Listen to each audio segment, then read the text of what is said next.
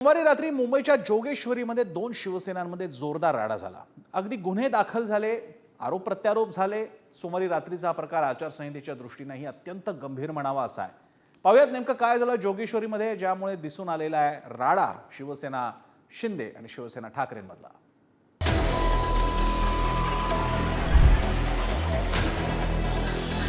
शिवसेना विरुद्ध शिवसेना असा हा रस्त्यावरचा या निवडणुकीच्या काळातला पहिला राडा।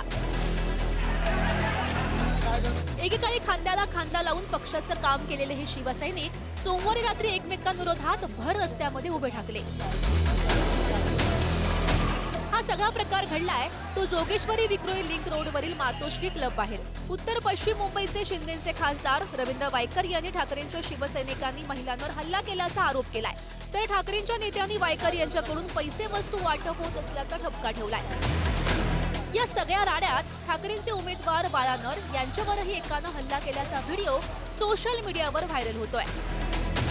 क्लिप आहे त्या मुलीच्या गाडीवरती मारताना, ती माझ्या मुलीला आणायला चालली होती किंवा तिला भेटायला चालली होती। माझ्या घरापर्यंत मोटरसायकल घेऊन त्या मुलीच्या ती क्लिप बघा तुम्ही, तिच्या दगड मारणं, धावणं, फिकणं, त्याच्या गाडीवर मारणं, माझ्या घरापर्यंत जाणं, माझ्या जीविताची, माझ्या मुलींच्या, माझ्या मिसेसच्या जीविताची हमी कोण देणार? महिलांना लागणाऱ्या वस्तूंचं वाटप जोगेश्वरीमध्ये, पैशाचं वाटप तर सर्रास सुरूच आहे, पण अशा प्रकारे सुद्धा वाटप करून महिला मतदारांना विकत घेण्याचा प्रयत्न ठिकठिकाणी सुरू आहे।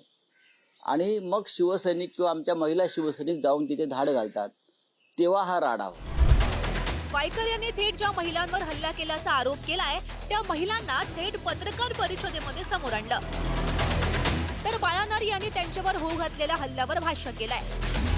एक 6 पुरुष होते, ते लोक आले आणि ते लोक डायरेक्ट आमची व्हिडिओ काढायला त्यांनी सुरुवात केली। यांनी त्यांच्या हातातला फोन खेचून घेतला, तर त्या एका माणसाने प्रियाच्या टी शर्ट वरती हात टाकला आणि तिचा टी शर्ट खेचलं, तिचा जे कुर्ता होता ते खेचलं, तर ते वरतून थोडं फाटलं।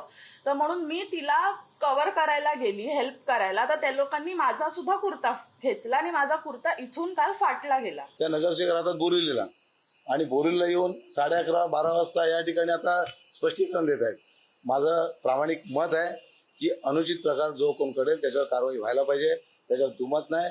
आणि शिवसेनेच्या माध्यमातून महिलांचं संरक्षण करणं की महिलांचा सन्मान राखणं हे त्यांनी कोणी शिकण्याची गरज नाही, मात्र स्वतःला महिलांच्या याच्याखाली लपणं हे आता सोडलं पाहिजे।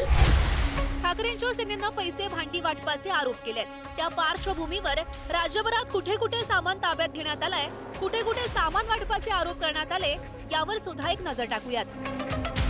परळीमध्ये देवराई यांच्या कार्यकर्त्यांना भांडी वाटप करताना पकडल्याचा ठाकरेंच्या कार्यकर्त्यांनी आरोप केला। अंधेरी पश्चिमेत ठाकरेंच्या कार्यकर्त्यांनी वाटण्यासाठी आणलेल्या भांड्यांचा टेम्पो पकडून दिला। सोयगावमध्ये 70 समर्थकांच्या गाडीतून पैसे वाटप होत असल्याच्या संशयानं विरोधकांनी गाडी अडवली। भंडारा जिल्ह्यातील मांडेसर येथील पिकअप गाडीमधून नागरिकांना साहित्य वाटप केल्याचा प्रकार घडला। नवी मुंबईमध्ये 80 प्रेशर कुकर निवडणूक आयोगानं ताब्यात घेतलेले होते।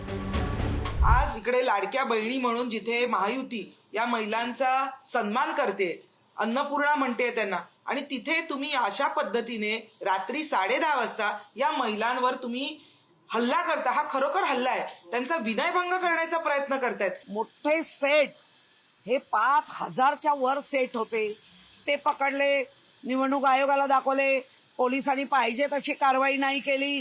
गांधीनगर हे भारतीय जनता पार्टी आणि शिंदे गट लाच देता आमच्या लोकांना आणि ह्याच्यावर विरोध केला, मारामारी करायला येतात। पैसे वस्तू वाटपाच्या आरोपांवरून सुरू झालेल्या या वादानं दोन्ही शिवसेनांना रस्त्यावर एकमेकांच्या समोर आणून उभं केलंय। ठाकरेंच्या शिवसेनेनं केलेल्या आचारसंहितेच्या भंगाचा आरोप आणि वायकर यांनी केलेला महिलांवरील हल्ल्याचा आरोप दोन्हीही गंभीरच आहेत। त्याचप्रमाणे एखाद्या उमेदवारावर हल्ला होणं हेही आदर्श लोकशाहीला अभिप्रेत नाहीच। निखिल चव्हाणसह विक्रांत शिंदे, पुढारी।